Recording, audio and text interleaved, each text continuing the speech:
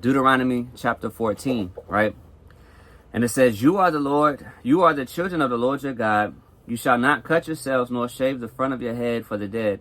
For you are a holy people to the Lord your God, and the Lord has chosen you to be a people for himself, a special treasure above all the peoples who are on the face of the earth. You shall not eat any detestable thing. These are the animals which you may eat: the ox, the sheep, the goat, the deer, the gazelle, the roe deer, the wild goat, the mountain goat, the antelope, and the mountain sheep. And you may eat every animal with cloven hooves, having the hoof split into two parts, and that chews the cud among the animals. Nevertheless, of those that chew the cud or have cloven hooves, you shall not eat such as these: the camel, the hare, the rock hyrax, for they chew the cud but do not have cloven hooves. They are unclean for you. Also the swine is unclean for you, because it has cloven hooves yet does not chew the cud. You shall not eat their flesh or touch their dead carcasses. These you may eat of all that are in the waters. You may eat all that have fins and scales. And whatever does not have fins and scales you shall not eat. It is unclean for you. All clean birds you may eat, but these you shall not eat: the eagle, the vulture, the buzzard, the red kite, the falcon, and the kite after their kinds, every raven after its kind, the ostrich, the short-eared owl, the seagull, and the hawk after their kinds, the little owl, the screech owl, the white owl, the jackdaw, the carrion vulture, the fisher owl, the stork, the heron after its kind, and the hoop and the bat. Also every creeping thing that flies is unclean for you. They shall not be eaten. You may eat all clean birds. You shall not eat anything that dies of itself. You may give it to the alien who is within your gates, that he may eat of it, or you may sell it to a foreigner. For you are a holy people to the Lord your God. You shall not boil a young goat in its mother's milk. Right? Tithing.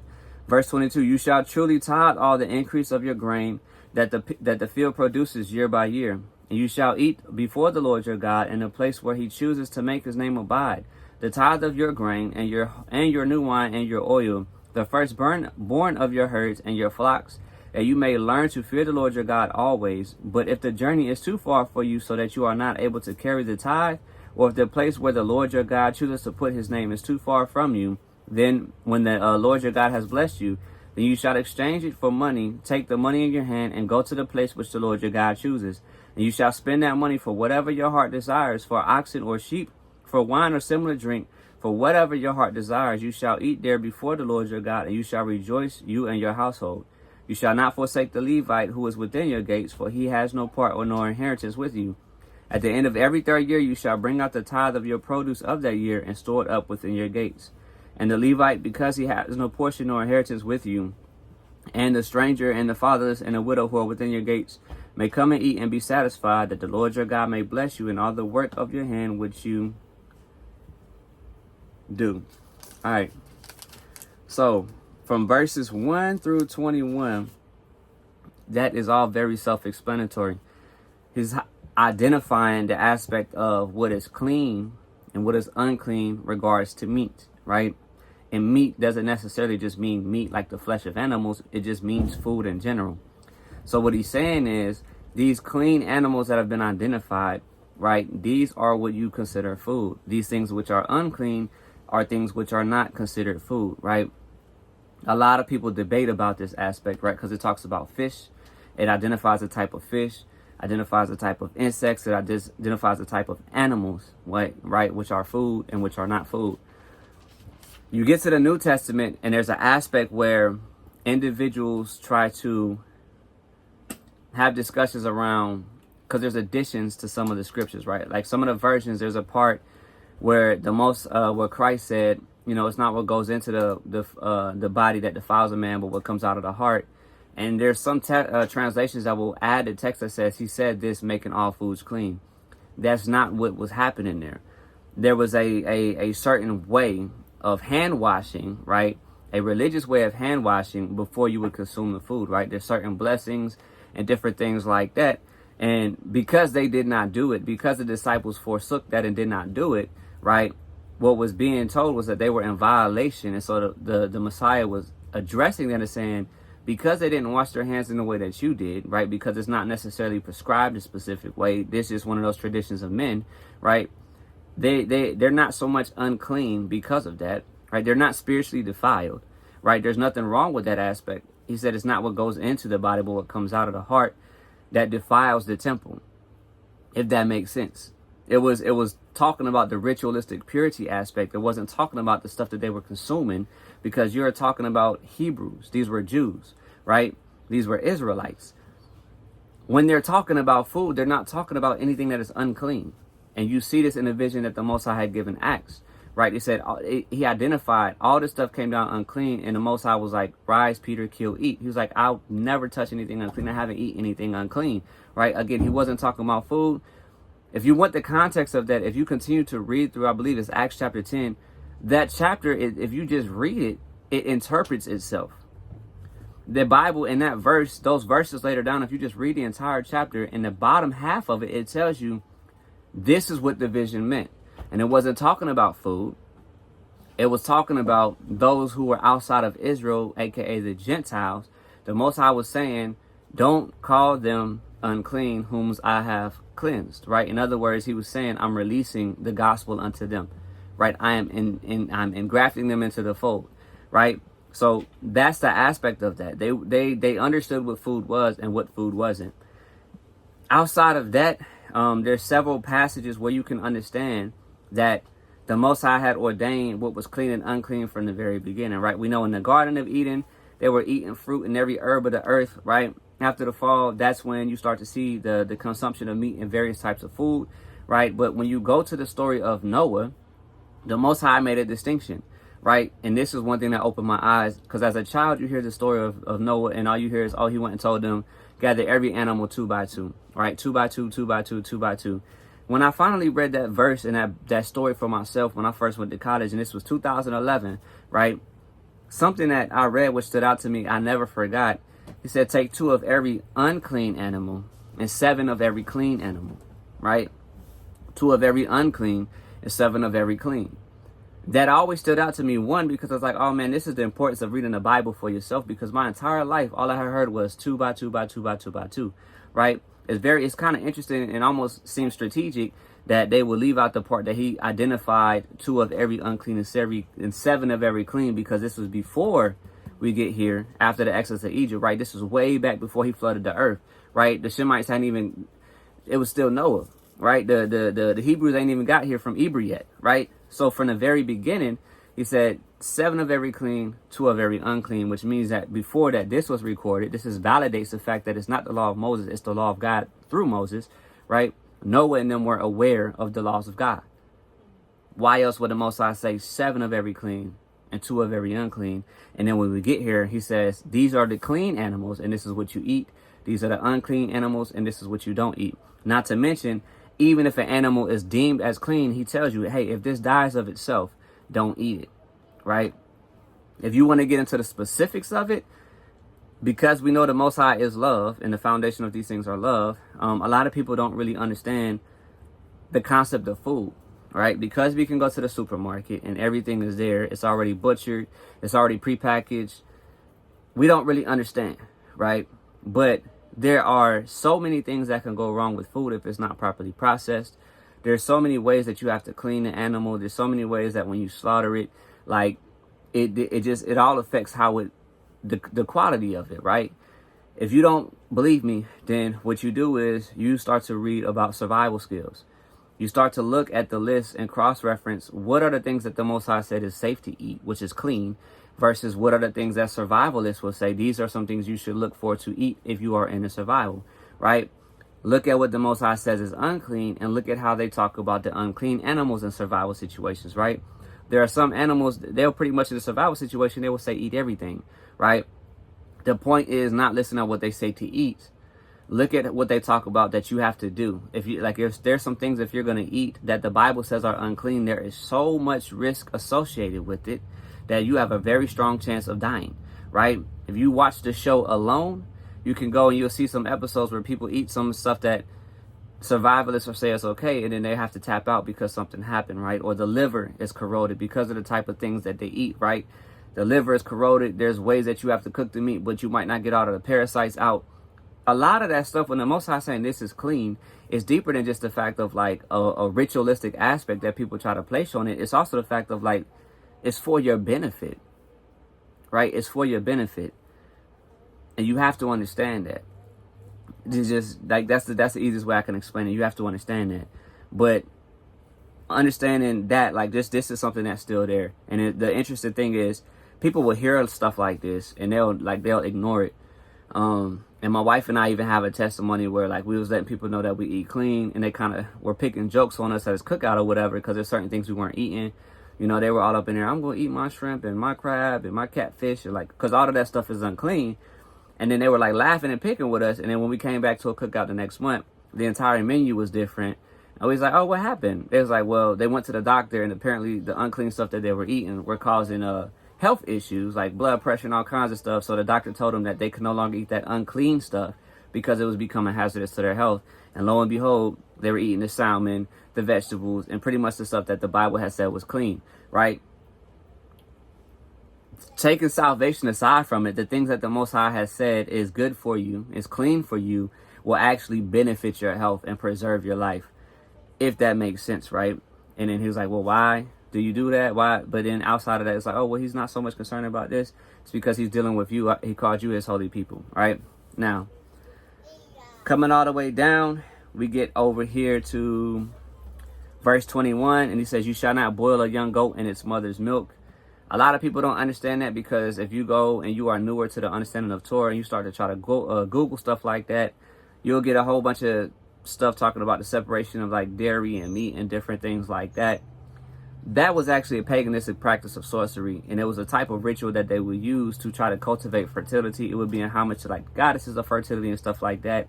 So what the Most High is addressing here is he's addressing sorcery, right? So he's saying, hey, there's some people around you that are paganistic that do practices like this to try to invoke a sense of sorcery. You should not do that. Why is the Most High talking about boiling a young goat in its mother's milk? Well, partially because it's not just limited to this. He's highlighting the principle of like the way that you see these other nations deal with their food and homage to their gods or deities and these ritualistic things. Don't bring that over here, right?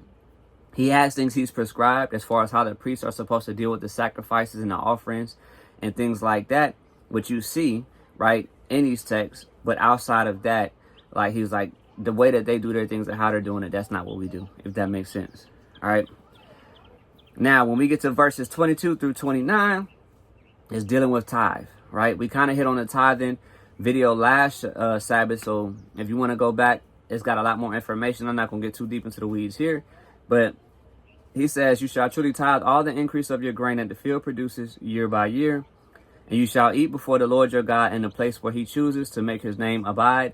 The tithe of your grain and your new wine and your oil, the firstborn of your herds and your flocks, that you may learn to fear the Lord your God always, right? It's telling you one of the purposes of tithe right here is outside of caring for the widows and the orphans and those who had need. He said it's part of that is to teach you and to train you to respect and reverence him, right? How are you respecting and reverencing him? It's reminding you that he's the one who is responsible for giving you that increase. When people fail to tithe, they start to forget that it's his hand that's upon it, right? And they have too much of an emphasis on themselves, forgetting that he is the one that gives us power to get wealth, right? This is something else that's interesting. I want to hit on 24 though, because I've talked about it before, but because you guys, so just follow with me, right? Because a lot of people who are against tithing, and I used to be one of these individuals, like before I come into fullness of understanding and matured more, would say, oh, well, the tithe ain't even money. And again, this is because the prosperity gospel has been perverted, right? One thing the enemy will do when there's something that's good for you, he will pervert it to the point where it looks so bad you don't even want to deal with it. It doesn't mean it's not good for you. It doesn't mean it doesn't have benefit, right? But he has perverted it and made it look so bad that people don't want anything to do with it, right? So people say, oh, well, tithing wasn't even money. I used to say that, right? I was like, it's the food and it was goods and stuff like that, because one congregation I used to go to, what I would do is I wouldn't give money unless the Lord led me, but they had a storehouse, right? They had a pantry for the community. I would take my money and I would go to Walmart and buy a bunch of supplies, buy a bunch of foods and canned goods and everything. And I would stock the pantry. That was my way of contributing a tithe, right?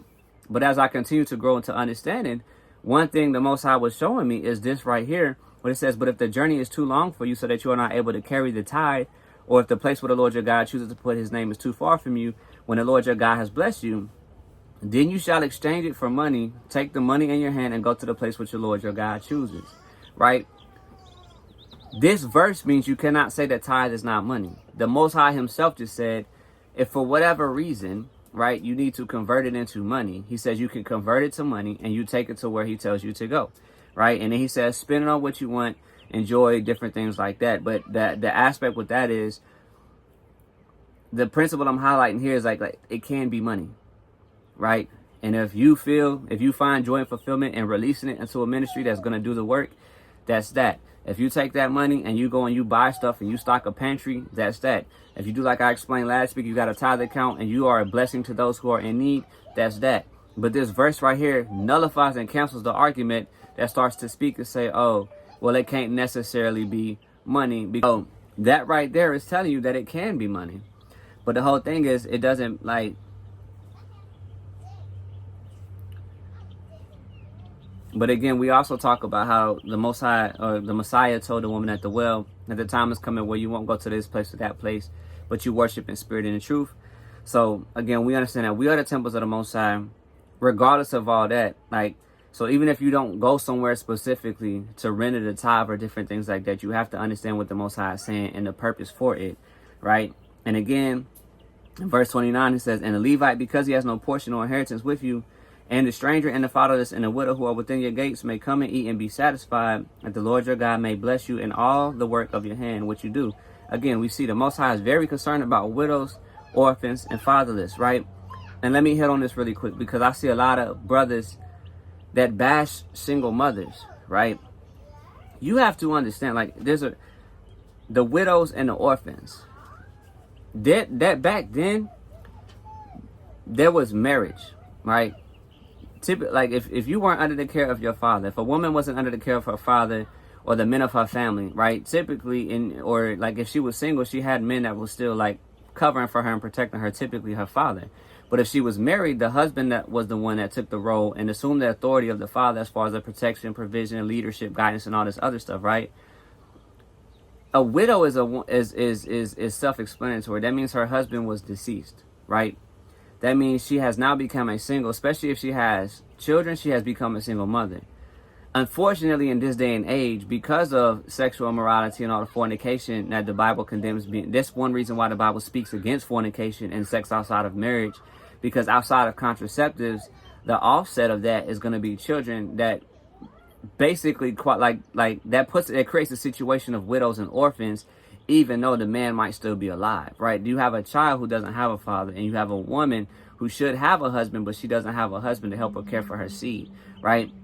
And there's a lot of brothers who will kind of leave those sisters out there to the dust or into the wind and just be like, well, go back to this other man and stuff like that. The reality is that reflects an individual who does not have the heart of Christ, that does not walk in the fullness of the Torah, because the law consistently talks about the widow, the stranger, and the fatherless who are within your gates. They should eat and be satisfied, that the Lord your God may bless you, right? Because why? If you leave her to herself, right, statistics show you that women who are raising single children, or like a single woman who's raising children, it's a lot more difficult for her, right? They're more prone to traumatic experiences. They're more prone to childhood sexual assault. They're more prone to exploitation. They're more prone to all type of mental health conditions and different things like that. And just the presence of a man around in the community helping to support those children, right, offsets that by a lot. So it is a righteous duty of a man to step in and to support. That doesn't mean you have to take in everybody into your home. But what I'm saying as a man, we have to rechange and adjust this narrative of just, well, that's her problem. No, it's in our community. It becomes our problem. The truth is, if it's done properly, that will allow enough stability for them to be reset, so that hopefully the children that are being raised up with them will not repeat the same error and continue to perpetuate that cycle. We see that cycle perpetuated because we have been deceived into believing it's not our responsibility to care for the widows and the orphans, aka the single mothers and the fatherless children. And so because we have not stepped up to do our part as men in righteousness, it allows other systems and other individuals to come in and provide that support, which ultimately turns their hearts against the men of the community, and the men are supposed to be the leadership. So by you neglecting your righteous duty to support the widows and the orphans, you are giving your authority to other individuals. And if they don't care about you, they will turn the women and the children against you. And then you will be in a situation that we see now where men just get bashed about everything. But our failure to step up as men in that instance is what has actually cultivated that. So as men in our community, we need to repent, right? It doesn't mean you need to go and marry everybody you see, right? But at the same time, because I know there's a lot of brothers who are seeking a spouse or different things like that, don't necessarily just discount somebody because she has children. Like, obviously there's some vetting and stuff like that needs to go on, but there's a righteousness there with supporting our sisters and the fatherless children, right? And if you are a brother and you are not deceased, and you know that you have made a single mother, you have made a widow and orphan out here, you need to repent, and you need to walk in righteousness and go and support the family that you created, so we can restore some of the brokenness that we see in our communities.